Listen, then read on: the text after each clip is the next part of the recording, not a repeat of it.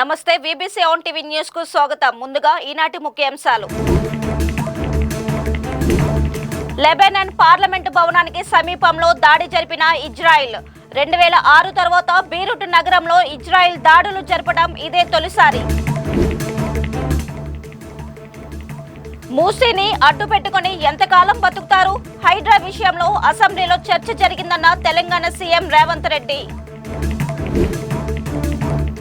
ఇంద్రకీలాద్రిపై వైభవంగా ప్రారంభమైన శ్రీదేవి శరన్నవరాత్రి ఉత్సవాలు. బాల త్రిపుర సుందరిదేవి అలంకారంలో దర్శనమిచ్చిన దుర్గమ్మ తల్లి. ఉమ్మడి పశ్చిమ గోదావరి జిల్లాకు చెందిన పార్టీ శ్రేణులతో జగన్ భేటీ. వైసీపీ టీడీపీ మధ్య తేడాను ప్రజలు గమనించారని వ్యాఖ్య. ఈక్విటీ మార్కెట్లపై ప్రతికూల ప్రభావం చూపిస్తున్న ఇజ్రాయెల్ ఇరాన్ మధ్య ఉద్రిక్తతలు. 1% పైగా నష్టాలతో ప్రారంభమైన సెన్సెక్స్ నిఫ్టీ సూచీలు. హిజ్బుల్లా స్థావరాల లక్ష్యంగా లెబనాన్లో మరోసారి దాడులతో ఇజ్రాయెల్ విరుచుకుపడింది. గురువారం ఉదయం రాజధాని బీరుట్ నడిబొడ్డున రాకెట్లతో ఇజ్రాయెల్ సేనలు దాడి జరిపాయి. సెంట్రల్ బీరుట్లోని పార్లమెంటు భవనానికి సమీపంలో ఉన్న ఓ భవనాన్ని లక్ష్యంగా చేసుకుని ఈ దాడి జరిపినట్టు తెలుస్తుంది. బచౌరా ప్రాంతంలో జరిగిన ఈ దాడి లెబనాన్ ప్రభుత్వాన్ని నిర్వహించే ప్రదేశానికి దగ్గరలోనే జరగడంతో తీవ్ర ఆందోళనలు వ్యక్తమవుతున్నాయి. కాగా ఇజ్రాయెల్ జరిపిన ఈ దాడుల్లో 6 చనిపోయినట్లు తెలుస్తుంది.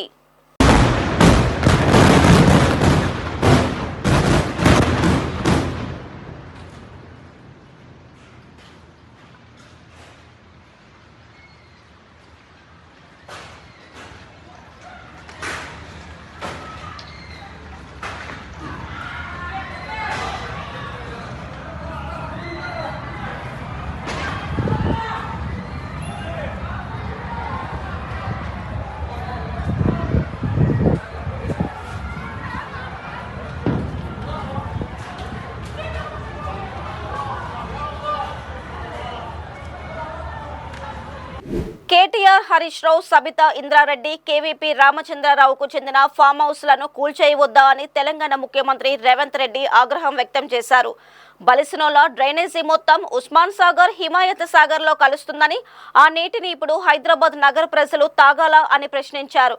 సికింద్రాబాద్ లోని కంటోన్మెంట్ లో కుటుంబ డిజిటల్ కార్డ్స్ ప్రారంభోత్సవ కార్యక్రమంలో ఆయన మాట్లాడుతూ వారి ఫామ్ హౌస్లను కూల్చుతామనే పేదలను అడ్డం పెట్టుకుని ధర్నాలు చేస్తున్నారని ఆరోపించారు. 10 నెలలు కూడా కాలే మేము అధికారంలోకి వచ్చి. 10 ఏళ్ళు ఈ రాష్ట్రాన్ని దోసుకతిన్న మీరు ఇవాళ ఆగర్భ శ్రీమంతులు ఎట్లయినరు? మీరు మాత్రం ఫామ్ హౌజుల్లో ఉండాలి. మీ ఫామ్ హౌజులను కాపాడుకోవడానికే కదా ఇవాళ వీళ్ళను ముసుగు దొడుకొని రక్షణ కవచంగా పెట్టుకొని పేదోళ్ళను పెట్టి కూలగొట్టద్దు అంటారు. ఇవాళ ఇన్ని మాట్లాడుతున్న కేటీఆర్, జన్వాడలో నీకున్న ఫామ్ హౌజ్ అక్రమ నిర్మాణం కాదా? అది కూలగొట్టాలనా వద్దా నువ్వు చెప్పు. హరీష్ రావు అజీజ్ నగర్లో నీకున్న ఫామ్ హౌజ్ అక్రమమా కాదా? దాన్ని కూలగొట్టాలనా వద్దా చెప్పు.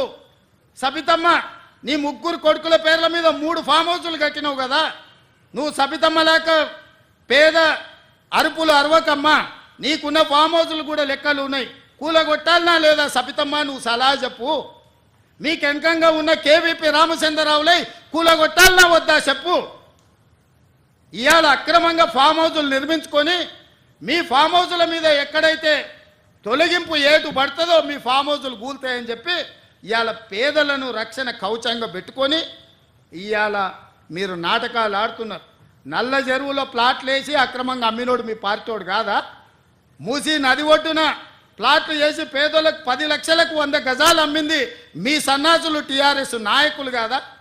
ఇవాళ 100 గజాలు 10 లక్షలకు నల్ల చెరువులో, సున్నం చెరువులో ఇవాళ మూసి నది ఒడ్డున మీరు ప్లాట్లు చేసి అమ్మి ఇవాళ ప్రభుత్వ భూమి అని తేలంగానే వాళ్ళు ఎక్కడ మిమ్మల్ని చొక్కా పట్టుకొని మా పైసలు మాకు వాపసు చేయమని అడుగుతారో అని చెప్పి ముందే పార్టీ కార్యకర్తలని ఉసిగొల్పి ఈరోజు ఈ ధర్నాలకు, దీక్షలకు తిరుగుతున్నారు. ఇవాళ మూసీలో వచ్చిన వరదలు తెలంగాణ రాష్ట్రాన్ని, హైదరాబాద్ నగరాన్ని ముంచేస్తలేవా? మరి వాటికి పరిష్కారం ఎట్లా? నాకు తెలియదా? ఇవాళ కొంతమంది పేదలు ఇండ్లు తీస్తే వాళ్ళకి దుఃఖం ఉంటుంది, వాళ్ళకి బాధ ఉంటుంది, వాళ్ళు కొంత ఆవేశంగా మాట్లాడతారని నాకు తెలియదా? రాజకీయంగా లాభమో నష్టమో ఉంటుందో నేను అంచనా వేయలేనా?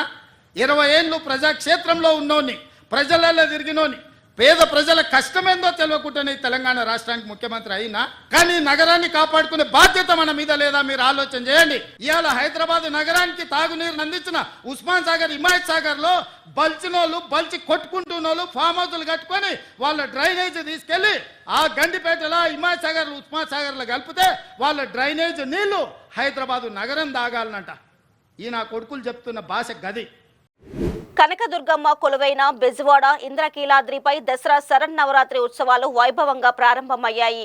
వేకువజామునే జగన్మాతకు పూజలు నిర్వహించారు.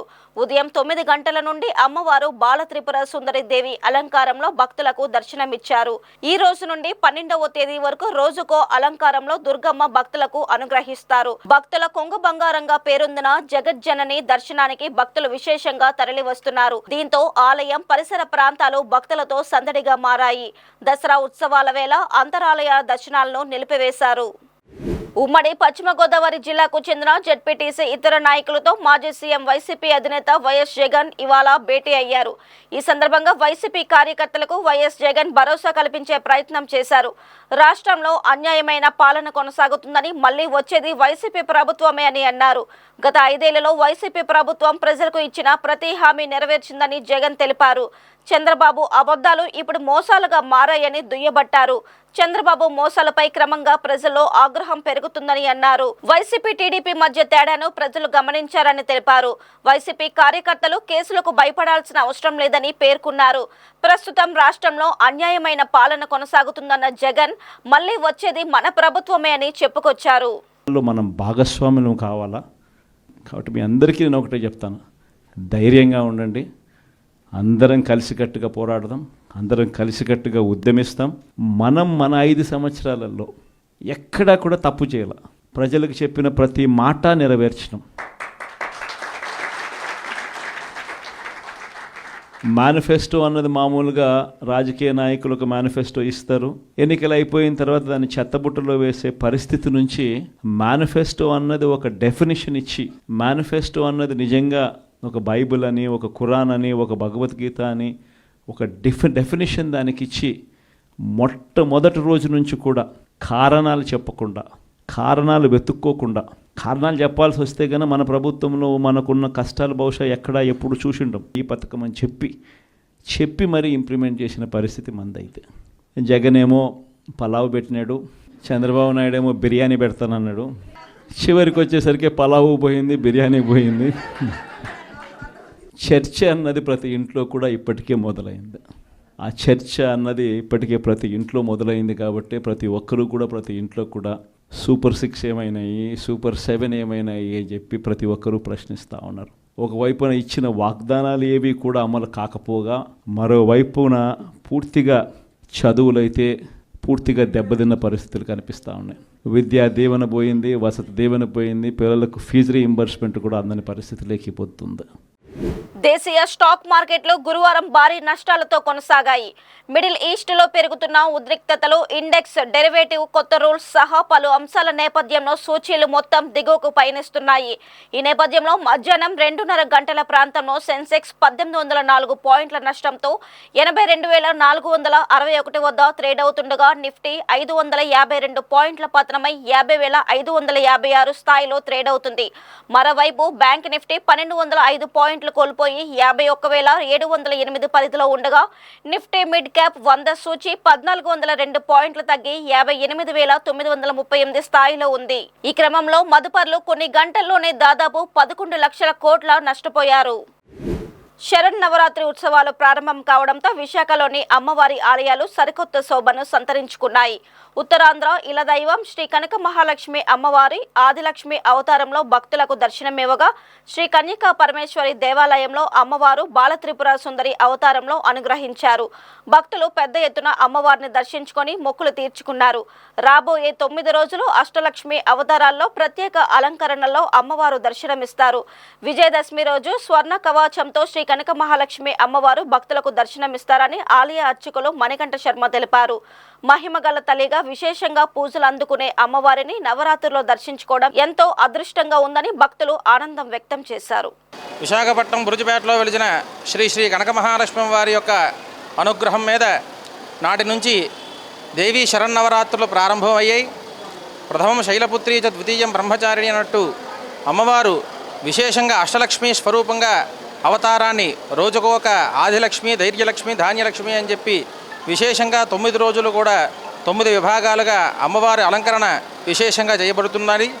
అందులో భాగంగా ప్రథమంగా రోజు ఆదిలక్ష్మి కాబట్టి ఇవాళ 1,00,000 కుంకుమార్చన, అలాగే 1,00,000 పుష్పార్చన, అలాగే విశేషంగా 1,00,000 చామంతి పూజ, ఇలా లక్ష్మీకి ప్రీతికరమైన ద్రవ్యములన్నీ కూడా వివిధ రకముల రోజు కూడా విశేషంగా ఈ 9 రోజు అర్చనాది కార్యక్రమాలు జరుగుతూ ఉంటాయి.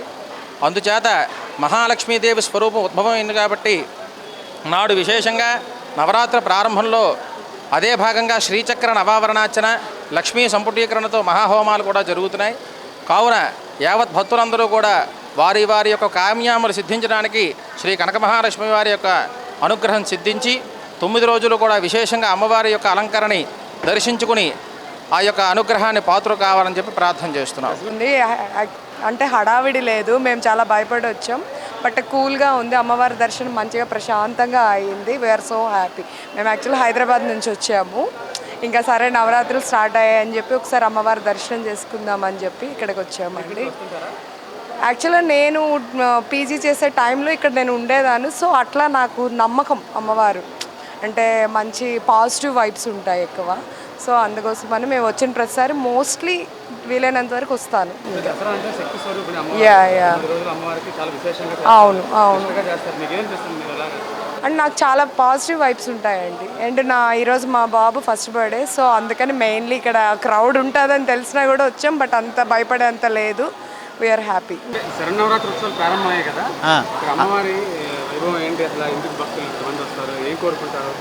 ఏంటంటే ఈ నవరాత్రులు ఏంటంటే 9 రోజులు కూడా అమ్మవారు 9 అవతారాలుగా ఎత్తుతారు. ఇవాళ ఏంటంటే మనకి విజయవాడలో అయితే బాల త్రిపుర సుందరి అవతారం ఉంటుంది, ఇక్కడేమో ఆదిలక్ష్మి అవతారం ఉంది. ఏంటంటే ఒక్కొక్క అవతారం నాడు ఒక్కొక్క నైవేద్యం అమ్మవారికి పెట్టి దానికి బదులుగా ఏంటంటే అమ్మవారు ఆ కరుణతో మనకి బోల్డ్ కృప చేస్తారన్నమాట. అంటే పిల్లలు లేని వాళ్ళకి పిల్లలు కలుగుతారు, ఆస్తి లేని వాళ్ళకి ఆస్తి కలుగుతుంది, ఆరోగ్యం లేని వాళ్ళకి ఆరోగ్యం కలుగుతుంది. అలా కాకుండా మనశ్శాంతి లేని, ఇది చాలా ఇంపార్టెంట్ అండి, మనశ్శాంతి లేని వాళ్ళకి ఏంటంటే అమ్మవారు మనశ్శాంతి కలుగు చేస్తుంది.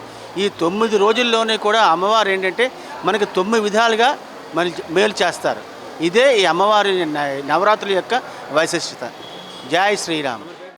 బీఆర్ఎస్ వర్కింగ్ ప్రెసిడెంట్ కేటీఆర్ తనపై రెచ్చగొట్టే వ్యాఖ్యలు చేయడంతోనే భావోద్వేగానికి గురైనట్టు మంత్రి కొండ సురేఖ పేర్కొన్నారు. ఆయనపై విమర్శలు చేసే క్రమంలోనే అనుకోకుండా ఓ కుటుంబాన్ని ప్రస్తావించాల్సి వచ్చిందని తెలిపారు. ఇవాళ హనుమకొండలో మంత్రి కొండ సురేఖ మీడియా సమావేశం నిర్వహించి మాట్లాడారు. తనకు ఎవరి మీద వ్యక్తిగత ద్వేషం లేదని చెప్పిన మంత్రి ఆ కుటుంబ సభ్యులు పెట్టిన పోస్టు చూసి చాలా బాధపడ్డానని అన్నారు. నాకు ఇంకెవరి మీద కూడా వ్యక్తిగత ద్వేషం కానీ మరి వ్యక్తిగత కోపం కానీ లేదు. అనుకోని ఆ సందర్భంలో ఒక కుటుంబం మాట నేను తీయడం ఏదైతే ఉందో అది అనుకోకుండా నా నోటి నుంచి జరగడం జరిగింది. ఆ తర్వాత వారి ట్వీట్ చూసిన తర్వాత నేను కూడా చాలా బాధపడ్డాను. ఎందుకంటే ఏ విషయంలో నేనైతే బాధపడతా ఉన్నానో ఆ విషయంలో నేను ఇంకొకరిని నొప్పించాను అని తెలిసి రాత్రి వెంటనే మరి దాన్ని వెనక్కి తీసుకుంటూ నేను ట్వీట్ చేయడం జరిగింది. కాబట్టి నాకు జరిగిన అవమానం, నేను పడ్డ బాధ ఇంకొకరు పడకూడదు అనేటువంటి ఒక ఆలోచనతోటి నేను బేషరతుగా దాన్ని వెనక్కి తీసుకోవడం జరిగింది. కానీ కేటీఆర్ విషయంలో మాత్రం తగ్గేది లేదు. ఆయన తప్పనిసరిగా క్షమాపణ చెప్పాల్సిన అవసరం ఉంది. కపిలేశ్వరపురం మండలంలోని పలు గ్రామాలలో శరన్నవరాత్రి ఉత్సవాలు ఘనంగా ప్రారంభించారు. మండల పరిధిలో కోరిమిల్లి, కపిలేశ్వరపురం, అంగరో తదితర గ్రామాలలో కొలువైన దుర్గామాత ఆలయాల వద్ద దేవి మండపాలలో దేవి విగ్రహాలు ప్రతిష్ఠించి పూజా కార్యక్రమాలు నిర్వహించారు. ఈ సందర్భంగా కోరిమిల్లి గ్రామంలో గౌతమి నది తీరాన, చిన్న కోరిమిల్లి గ్రామాలలో వాటర్ ట్యాంక్ వద్ద కొలువై ఉన్న దుర్గామాత ఆలయాలను విద్యుత్ దీపాలతో అలంకరించారు. నవరాత్రులు 9 రోజులు అమ్మవారిని వివిధ రూపాలలో అలంకరించి వేద పండితుల మంత్రోచ్చరణల మధ్య పూజలు చేయనున్నారు.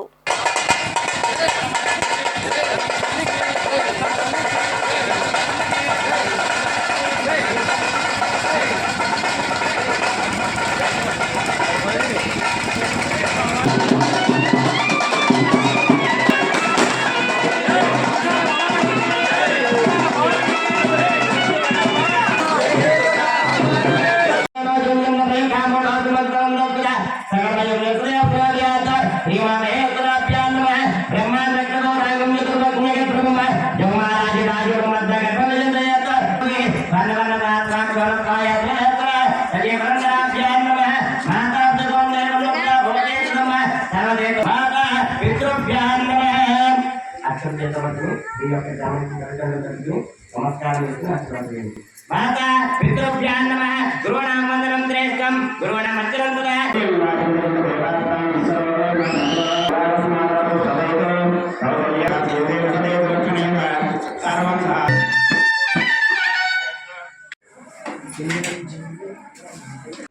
అల్లూరు జిల్లా పాడేరు మండలం లగిసపల్లి గ్రామ సమీపంలో గిరిజన విలేకరులకు ప్రభుత్వం కేటాయించిన స్థలంలో నిర్మించుకున్న రేకుల షెడ్లను ధ్వంసం చేసిన వారిపై చట్టపరమైన చర్యలు తీసుకోవాలని ముంచంగిపుట్టు ప్రెస్ క్లబ్ సభ్యులు డిమాండ్ చేశారు. ఈ చర్యను నిరసిస్తూ మండల పరిషత్ కార్యాలయ ప్రాంగణంలో గల మహాత్మా గాంధీ విగ్రహం వద్ద నిరసన చేపట్టి గాంధీ విగ్రహానికి వినతి పత్రాన్ని అందజేశారు. ఈ సందర్భంగా ప్రెస్ క్లబ్ ప్రతినిధులు మాట్లాడుతూ 2016లో పాడేరు గిరిజన విలేకరులకు ప్రభుత్వ నిబంధనల ప్రకారం 10 మందికి పాడేరు మండలం లగిసిపల్లి గ్రామ సమీపంలో 3 సెంట్ల చొప్పుల స్థలం ప్రభుత్వం కేటాయించిందని, ఆ స్థలాలలో చిన్నపాటి రేకుల షెడ్లను నిర్మించుకొని ఉన్నామని తెలిపారు. వాటిపై స్థానిక సర్పంచ్ ప్రోద్బలంతో 8 మంది గిరిజన విలేకరులు నిర్మించుకున్న రేకుల షెడ్లను ధ్వంసం చేయడం దారుణమని వాపోయారు. ధ్వంసం చేయడమే కాకుండా సుమారు 5 లక్షల విలువ చేసే సామాగ్రిని అపహరించుకుపోయారని తెలిపారు. అనంతరం ఉమ్మడి విశాఖ జిల్లా చైర్పర్సన్ జల్లిపల్లి సుభద్ర, మండల పరిషత్ అభివృద్ధి అధికారి కె కిరణ్ కుమార్ కు వినతి పత్రాన్ని అందజేశారు. ఈ కార్యక్రమంలో ముంచంగిపుట్టు మండల ప్రెస్ క్లబ్ అధ్యక్షులు, సభ్యులు పాల్గొన్నారు. అందరికీ నమస్కారం. ఈరోజు గాంధీ విగ్రహం ఎదుట ముంచంగిపుట్టు ప్రెస్ క్లబ్ ఆధ్వర్యంలో నిరసన కార్యక్రమం చేయడం జరుగుతుంది. మరి ఏదైతే జర్నలిస్టుల సంక్షేమం అయితేనేమి, వాటి అభివృద్ధికి కేంద్ర రాష్ట్రాలు పనిచేయాలని డిమాండ్ చేస్తూ, జర్నలిస్టులకు ఇళ్ల స్థలాలు అయితేనేమి మిగతా సమస్యలన్నీ కూడా పరిష్కారం దిశగా రాష్ట్ర ప్రభుత్వాలు, కేంద్ర రాష్ట్ర ప్రభుత్వాలు కూడా పనిచేయాలని కోరుతా ఉన్నాం. 1వ తారీఖున పాడేరు గిరిజన విలేకరులకు కేటాయించినటువంటి లక్ష్మీపల్లి పంచాయతీ పరిధిలోని కస్తూర్బా గాంధీ గురుకుల విద్యాలయం పక్కన ఏదైతే 10 మంది విలేకరులకు ఒక్కొక్కరికి 3 సెంట్లు స్థలాన్ని కేటాయించింది అప్పటి ప్రభుత్వం 2016లో కేటాయించిన స్థలాన్ని ఈరోజు కొంతమంది ఆ పంచాయతీ చెందిన సర్పంచ్ కానీ లేదంటే వారితో పాటు మిగతా 8 మంది అనుచరులు కలిసి ఆ యొక్క గృహాలు ధ్వంసం చేయడం జరిగింది. మరి ఏ ఉద్దేశంతో విలేకరులపై, వారు నిర్మించుకున్నటువంటి గృహాలపై దాడులు చేయడం సరైన పద్ధతి కాదు. మరి అధికారులు, ప్రభుత్వం స్పందించి ఏదైతే నేలమట్టం చేసినటువంటి వారిపై ఉన్నారో వారికి ఖచ్చితంగా శిక్షించాలి. అలాగే నష్టపరిహారం 5 లక్షల రూపాయలు చెల్లించే విధంగా ప్రభుత్వం చొరవ తీసుకోవాలని, భవిష్యత్తులో విలేకరులపై ఇటువంటి దాడులు, అలాగే విలేకరుల గృహాలపై దాడులు చేయడం జరగకుండా ప్రభుత్వాలు చూసుకోవాల్సిన బాధ్యత ఉందని ఈ సందర్భంగా ముంచంగిపుట్టు ప్రెస్ క్లబ్ తరఫున మేము డిమాండ్ చేస్తూ ఉన్నాం. మరి ఇప్పటికైనా ఎవరైతే చట్టాన్ని చేతిలో తీసుకొని ఆ విలేకరుల కేటాయించినటువంటి స్థలాన్ని, ఆ నిర్మించుకున్నటువంటి గృహాలని ఎవరైతే ధ్వంసం చేశారో వారిపై కఠిన చర్యలు తీసుకొని వారికి శిక్షించాలని ఈ సందర్భంగా ముంచంగిపుట్టు ప్రెస్ క్లబ్ తరఫున మేము డిమాండ్ చేస్తూ ఉన్నాం. అనకాపల్లి జిల్లా రోలుగుంట జెడ్పీ హైస్కూల్ ఇంగ్లీష్ ఉపాధ్యాయులుగా పనిచేస్తున్న నాగజ్యోతి, ఆమె కుమార్తె సాహితి అంతర్జాతీయ క్రీడా పోటీలలో సత్తా చాటారు. సింగపూర్, మలేషియా దేశాలలో నిర్వహించిన పోటీలలో 7 మెడల్స్ సాధించి ఇండియాకు తిరిగి వచ్చారు. ఈ సందర్భంగా టీచర్ నాగజ్యోతి మాట్లాడుతూ తనకు అథ్లెటిక్స్ విభాగంలో 4 మెడల్స్, తన కుమార్తెకు స్విమ్మింగ్ విభాగంలో 3 మెడల్స్ వచ్చాయని పేర్కొన్నారు. ఇండియా తరపున పాల్గొనడం గర్వకారణంగా ఉందన్నారు. విజేతలను తోటి ఉపాధ్యాయులు, స్థానికులు ఘనంగా సత్కరించారు. వివిధ రకాల యాక్టివిటీస్లో పార్టిసిపేట్ చేస్తే ఫిలాంథ్రపిక్ ఆర్గనైజేషన్స్కి హెడ్గా ఉంటూ కూడా నాకు ఇష్టమైన ఈ ప్యాషన్ కోసం ఇలా గేమ్స్ వెళ్తూ ఉంటాను. చిన్నప్పటి నుంచి నేను అథ్లెటిక్స్లో ముందుండేదాన్ని. తర్వాత పవర్ లిఫ్టింగ్ కూడా ప్రాక్టీస్ చేయడం జరిగింది. ఈ విధంగా నేను జిల్లా స్థాయి నుంచి అంచెలంచెలుగా ఎదిగి జిల్లా స్థాయి, రాష్ట్ర స్థాయి, జాతీయ స్థాయి పోటీల్లో పాల్గొని గత సంవత్సరం అంతర్జాతీయ స్థాయిలో కూడా పార్టిసిపేట్ చేసి 2 బంగారు పథకాలు, 2 వెండి పథకాలు సాధించడం జరిగింది నేపాల్లో. ఆ స్ఫూర్తితో ఈసారి మా పాపను కూడా తీసుకుని ఇద్దరం మలేషియా అండ్ సింగపూర్లో జరిగే అంతర్జాతీయ స్థాయి పోటీల్లో పాల్గొనడానికి వెళ్ళి విజయంతో తిరిగి రావడం చాలా గర్వంగా అనిపిస్తుంది. I am K. Sahiti. I am studying at Vignan Institute of Information Technology in Dubada. నేను artificial intelligence and data science course చదువుతున్నాను. ఇప్పుడు 3rd ఇయర్. నేను స్విమ్మింగ్ చిన్నప్పటి నుంచి నేర్చుకున్నాను. ఆ స్విమ్మింగ్లోనే జలయోగాసన అనేది అలవాటు చేసుకున్నాను. నేల మీద ఎలా అయితే యోగా చేస్తారో అలా సేమ్ యోగాసనాలు వాటర్లో వేసేదాన్ని. అలా 22 అవర్స్ యోగాసనాల్లో ఉండగలను. ఆ 22 అవర్స్ ఉండడం వల్ల నాకు 32 వరల్డ్ రికార్డ్స్ వచ్చాయి. Genius book of world records, Limca book of world records, ఇలా చాలా బుక్ ఆఫ్ వరల్డ్ రికార్డ్స్ వచ్చాయి. అలానే నేను నేషనల్స్ కూడా వెళ్ళాను. ఇప్పుడు ఇంటర్నేషనల్ సింగపూర్ అండ్ మలేషియాలో జరిగిన ఇంటర్నేషనల్స్కి వెళ్ళాను. అందులో 100 meters back stroke, 50 meters back stroke and 50 meters free స్టైల్లో 3 గోల్డ్ మెడల్స్ వచ్చాయి. I'm so happy for that. Nagajyothi గారు మీకు తెలిసి టీచర్గా చేస్తున్నారు. అయినా సరే అథ్లెటిక్స్లో కానీ జిమ్నాస్టిక్స్లో కానీ నెంబర్ వెయిట్ లిఫ్టింగ్లో కూడా 100 kgs విభాగంలో కూడా ప్రైజ్ పొందుతున్నాం.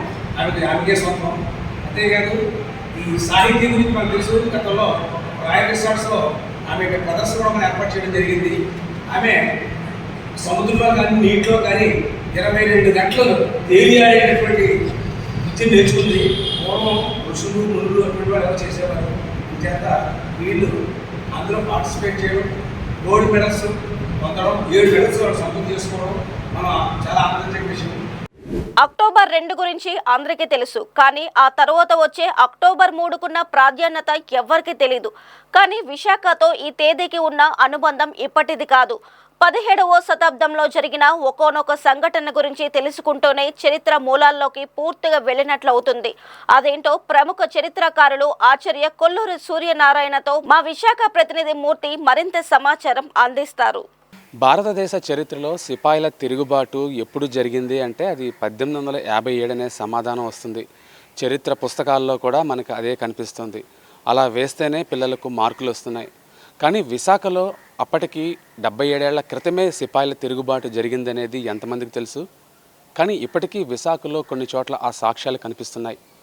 లండన్ ఆర్చివ్స్లో కూడా ఇది నమోదైంది. కానీ బాహ్య ప్రపంచం దాన్ని గుర్తించలేకపోయింది. దీనికి సంబంధించిన మరిన్ని వివరాలను ఆంధ్ర విశ్వవిద్యాలయం చరిత్ర విభాగం విశ్రాంతాచార్యులు కొల్లూరు సూర్యనారాయణ గారు మనతో ఉన్నారు. ఆయన అడిగి మనుషులు తెలుస్తున్నాం. సార్, మీరు చెప్పండి, దీనికి సంబంధించిన పూర్వపరాలు చాలా వరకు తెలియదు, మరుగున పడిపోయాయి. అప్పుడు స్వాతంత్ర సమరయోధులు ఎవరో పేర్లు కూడా మనకు తెలియదు. భారతదేశ స్వాతంత్రోద్యమం మనం మితవాద యుగం, అతివాద యుగం, ఇన్ని రకాలు విభజించుకుంటే ఈ యుగాలు అన్నిటికంటే ముందు అంటే మనం మొట్టమొదటిసారి భారత జాతీయ కాంగ్రెస్ ఎప్పుడైతే ఆవిర్భవించిందో అప్పటి నుంచే స్వాతంత్రోద్యమం మొదలైంది అనుకుంటుంటాం. కానీ అంతకు మునుపు చాలా సంవత్సరాల కిందటే మన భారతీయ చరిత్రలో మనం బాగా అందరికీ అర్థమయ్యేటట్టు 1857లోనే సిపాయిల తిరుగుబాటు, రాణి ఝాన్సీ, తంతియా తోపే, నానాసాహెబ్ ఇవన్నీ చెప్తుంటాం. కానీ వాటన్నిటికంటే చాలా కాలం ముందే, అంటే సుమారు 77 సంవత్సరాల ముందే మొట్టమొదటిసారి భారతదేశ చరిత్రలో సిపాయిల తిరుగుబాటు అన్న పేరు చోటు చేసుకున్నది విశాఖపట్నం నడిబొడ్లో. ఇవాళ మనం విశాఖపట్నంలో ఉండబట్టి అలా చెప్పుకోవట్లేదు. లండన్ ఆర్కైవ్స్లో హెరియన్ గెజిట్లో మొట్టమొదటిసారి సిపాయి మ్యూటినీ విశాఖపట్నం అని నమోదైంది. దీని పూర్వాపరాలు నేపథ్యం ఏంటంటే 4 రకాల ఈస్ట్ ఇండియా కంపెనీలు ఇక్కడ ఉన్న చివరిదాకా ఇక్కడ స్టాండ్ అయింది బ్రిటిష్ ఈస్ట్ ఇండియా కంపెనీ. సుగంధ ద్రవ్యాలు అని మనం చెప్పుకునే వాటిలో నల్లటి చిన్న గింజ మిరియం భారతదేశ చరిత్రను మార్పు తెస్తుంది అని ఎవరో అనుకున్నాడు అప్పట్లో. అలాగ వ్యాపార ఇచ్చా ఇక్కడికి వచ్చిన వాళ్ళు సైన్య సహకార పద్ధతి కానివ్వండి, దత్త స్వీకార, వీటన్నిటి ద్వారా రకరకాల కుయుక్తులతో ఇక్కడ మొత్తం రాజ్యాన్ని హస్తగతం చేసుకున్నారు. ఏ పెద్ద యుద్ధం జరగకమునిపే భారతదేశం మొత్తాన్ని వాళ్ళ ఆక్రమణలోకి తీసుకున్నారు. ఈ నేపథ్యంలో రైతాంగ పోరాటాలు జరిగాయి, గిరిజన పోరాటాలు జరిగాయి, సైనిక పోరాటాలు జరిగాయి, సైనిక తిరుగుబాట్లు జరిగాయి. అలాంటి వాటిలో ప్రసిద్ధి చెందింది విశాఖపట్నం చరిత్రలో, భారతదేశ చరిత్రలో గట్టిగా మాట్లాడితే మొట్టమొదటిసారి జరిగింది 1780లో విశాఖపట్నం కోస్టల్ బ్యాటరీ దగ్గర బీచ్లో మొట్టమొదటిసారి జరిగింది. ఈ 1780లో జరిగిన దాని తర్వాత 1806లో రాయవెల్లూరులో జరిగింది, 1824లో బారకపూర్లో జరిగింది. కానీ ఈ మధ్యని కొన్ని సంవత్సరాల కిందట నవీన్ పట్నాయక్ ఒరిస్సా చీఫ్ మినిస్టర్ 1816లో మొట్టమొదటిసారి మా స్టేట్లో జరిగింది, దీన్ని గుర్తించమని పార్లమెంట్లో చిన్న ఇది కూడా లేవతీశాడు.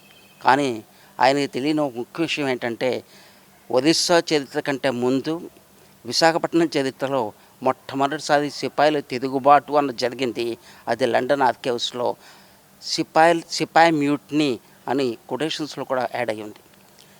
దీనికి కారణం ఏంటంటే, అప్పటిదాకా అంటే 1780కి ముందు వెనకల్లో ఒక పక్క కర్ణాటకలో హైదరాలీ అండ్ టిప్పు సుల్తాన్ తిరుగుబాటు చేసి ఇంగ్లీష్ వాళ్ళని 30 తిప్పలు పెట్టి 3 చెరువులు నీళ్ళు తాగిస్తున్నారు. వాళ్ళ తాకిడికి తట్టుకోలేక వైట్ హాల్ అని మద్రాస్ గవర్నర్ సైన్యం కావాల్సి వచ్చి, అడిషనల్ హ్యాండ్స్ కావాల్సి వచ్చి మచిలీపట్నానికి, విశాఖపట్నానికి ఉన్న ఏజెంట్స్, అంటే ఏజెంట్స్ అప్పుడులో కలెక్టర్ ఏజెంట్ అంటూ ఉండేవాళ్ళు, ఆ ఏజెంట్స్కి లెటర్స్ రాసి ఎక్కడున్న సైన్యాన్ని ఉన్న పళంగా పంపించమని సెప్టెంబర్ 14, 1780లో లెటర్స్ రాశాడు. ఆ లెటర్స్కి పురస్కరించుకొని వీళ్ళు ఇక్కడ సైన్యాన్ని అప్రమత్తం చేసి అక్టోబర్ 3 మీద బయలుదేరాలి అని అక్టోబర్ 2 వాళ్ళకి ఇన్ఫామ్ చేశారు. అప్పుడు ఇక్కడ ఉన్న సైన్యంలో, మిలిటరీలో ఎక్కువ భాగం ముస్లిమ్స్. వీళ్ళకి అప్పటికే చాలా ఫ్రస్ట్రేషన్లో ఉన్నారు. కారణం ఏంటంటే, weekly twice or weekly once వీళ్ళు ఇక్కడి నుంచి నర్సీపట్నం, ఇక్కడి నుంచి చోడవరం, ఇక్కడి నుంచి అనకాపల్లి ఈ ప్రాంతాలకు వెళ్ళి అప్పటికి కలెక్ట్ అయిన రెవెన్యూని కలెక్ట్ తీసుకొచ్చి ఇక్కడ కంపెనీ ఆఫీస్లో జమ చేయాలి. ఆ వెళ్ళినందుకు వాళ్ళకి దారిభత్యం కానీ, వాళ్ళ గుర్రాలకి అయ్యే ఖర్చు కానీ మినిమం అమౌంట్ కూడా ఇవ్వకుండా కంపెనీ వాళ్ళ సర్వీసెస్ చేయించుకుంటుంది. సింప్లీ విత్ శాలరీ ఇవన్నీ మీట్ అవ్వడం కష్టం కాబట్టి వాళ్ళు ఎన్నిసార్లు అడుగునా సరే అవి ఇవ్వకపోబట్టి అప్పటికే చాలా ఫ్రస్ట్రేషన్లో ఉన్నారు వాళ్ళు. ఇన్ ఎడిషన్ టు దట్, ఒకవేళ కానీ వీళ్ళు విశాఖపట్నం నుంచి, మచిలీపట్నం నుంచి మద్రాసు వెళ్తే వీళ్ళని ఎవరి మీద అప్లై చేస్తారు? హైదరాబాద్ ఏంటి టిప్పు మీద అప్లై చేస్తారు. వీళ్ళు ముస్లిమ్స్, వాళ్ళు ముస్లిమ్స్, అంటే మీడియేటర్స్గా బెనిఫిట్ పొందేవాళ్ళు బ్రిటిషర్స్. ఇక్కడ నష్టపోయేది శారీరకంగా, అంటే ప్రాణాలు భరించి కానీ, ఆర్థికంగా కానీ, మరో రకంగా కానీ ఎక్కువ నష్టపోయేది మతపరంగా కానీ ముస్లిమ్స్. అందుకోసమని షేక్ మహమ్మద్ ఖాన్ నాయకత్వంలో చడి చప్పుడు లేకుండా వీళ్ళు ప్రొటెస్ట్ చేయదలుచుకున్నారు. ఆ ప్రొటెస్ట్కి వీళ్ళకి ఎన్నుకున్న మార్గం ఏంటంటే, కరెక్ట్గా బోర్డింగ్ అవ్వాల్సిన అక్టోబర్ 3 అంటే ఇదే రోజు ఇక్కడ మీట్ అవ్వాలి. మన కోస్టల్ బ్యాటరీ దగ్గర బీచ్లో మీట్ అవ్వాలి. మీట్ అయిన వెంటనే ఉన్నప్పటినీ ఒక్కసారి ఏంటంటే, ముందుగా ఇన్ఫామ్ చేస్తే మిలిటరీ పనిష్మెంట్ చాలా సివియర్గా ఉంటాయి. వెనక నుంచి చేతులు కాల్చి కట్టి, వెనక నుంచి పీల్చి, అంటే రకరకాల హింసలు ఉంటాయి.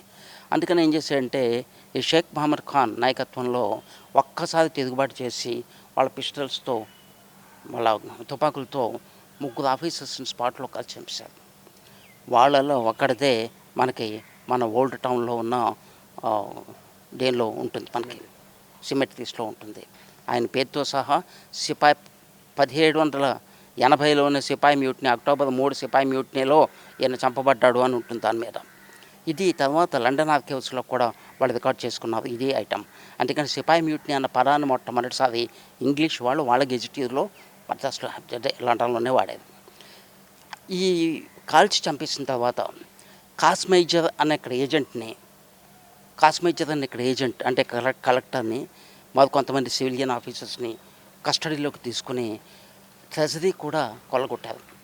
అప్పటికి విశాఖపట్నంలో ఉన్న ఈస్ట్ ఇండియా కంపెనీ ట్రెజరీలో 21,999 రూపాయలు ఉంది. ఈ డబ్బుని ఆఫీసర్స్ని తీసుకుని తిన్నగా పాయకరావుపేట వైపు వీళ్ళు బయలుదేరి వెళ్తే, the then zamindar Visakhapatnam area Narayan Dev, Gajapati Narayan Dev, ఆయన ఏంటంటే అది ఒక రిక్వెస్ట్ అనండి, అప్పీల్ అనండి, ఆర్డర్ అనండి, ఎందుకయ్యా కలెక్టర్ని వదిలేసేయండి అన్నారు. వీడెందుకు మా వెనకట్లో బదువు చేయటం అన్నారు, వాడిని వదిలేశారు. వాడు తిన్నగా మళ్ళీ వైజాగ్ వచ్చి ఇక్కడ ఇమీడియట్గా ఆర్డర్స్ ఇచ్చాడు వాళ్ళని అరెస్ట్ చేయమని. వెంటనే మిగిలిన మిలిటరీ అంతా వెళ్ళి వాళ్ళని అరెస్ట్ చేసి వెనక్కి తీసుకొచ్చింది. వాళ్ళని ఏ రకంగా పనిష్ చేసేది అన్నదానికి మనకి కరెంట్ ఎవిడెన్సెస్ లేవు, కానీ సివియర్ పనిష్మెంట్స్ మాత్రం ఉంటాయని తెలుసు. అందులోకి షేక్ మహమ్మద్ ఖాన్ని 10 దారుణంగా చంపుంటారు.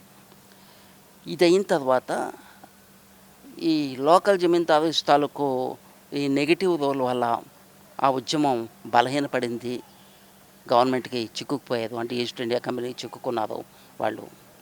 అంచేత ఉద్యమం పెద్ద తారాస్థాయికి కాకపోయినా ఆ ఉద్యమం తాలూకు రూట్స్ విశాఖపట్నంలోనే మొట్టమొదటిసారి చోటు చేసుకున్నాయి. అందుకని సిపాయిల తిరుగుబాటు అన్న మాట గుర్తొచ్చిన వెంటనే భారతదేశ చరిత్రలో మొట్టమొదటిసారి స్మరించుకోదగ్గది అక్టోబర్ 3, 1780 విశాఖపట్నం బీచ్ రోడ్లో. ఇది మన సైనిక తిరుగుబాటు తాలూకు నేపథ్యం మొట్టమొదటిసారి. ఎటొచ్చి విశేషం ఏంటంటే తమిళనాడు వాళ్ళు, ఒరిస్సా వాళ్ళు దీన్ని పెద్ద స్ఫూర్తిస్ఫూర్తిగా తీసుకొని వాటికి పెవిలియన్స్ నిర్మించడం, ఆ డే సెలబ్రేట్ చేసుకోవడం జరుగుతుంది. కానీ ఆంధ్రలో ముఖ్యంగా విశాఖపట్నంలో ఉన్న జనానికి కానీ, విశాఖపట్నం ప్రాంతంలో ఉన్న ఆఫీసర్స్కి కానీ, అటు టూరిజం కానీ, ఇటు స్టేట్ గవర్నమెంట్ కానీ ఎవళ్ళు కూడా ఇష్యూని పట్టించుకోలేదు. దాని స్మృతి చిహ్నం అన్నది విశాఖపట్నం ప్రాంతంలో మనకి ఎక్కడ కనిపించడం లేదు. ఇది ముఖ్యంగా చరిత్ర చెప్పే సాక్ష్యాలు పూర్తిగా మరుగున పడాయన్నదానికి ఆయన మాటల ద్వారానే తెలుస్తుంది. ముఖ్యంగా 1780లోనే విశాఖలో ఉద్యమ స్ఫూర్తి ఉవ్వెత్తున సాగింది. బ్రిటిష్ పాలకులకు వ్యతిరేకంగా జరిగిన పోరాటాన్ని భవిష్యత్ తరాలు గుర్తుంచుకోవాలంటే ప్రభుత్వం ఈ విషయంలో ముందుకు వచ్చి అప్పటి త్యాగాల ఫలితాలకు సంబంధించిన ఒక స్తూపం ఏర్పాటు కావాల్సిన అవసరం ఎంతైనా ఉందనేది సూర్యనారాయణ గారి మాటల ద్వారా తెలుస్తుంది. వీడియో జర్నలిస్ట్ కృష్ణతో Murthy, VBC on TV, Visakhapatnam. ఈ వార్తలు ఇంతటితో సమాప్తం. మరిన్ని విశేషాలతో మళ్ళీ కలుద్దాం.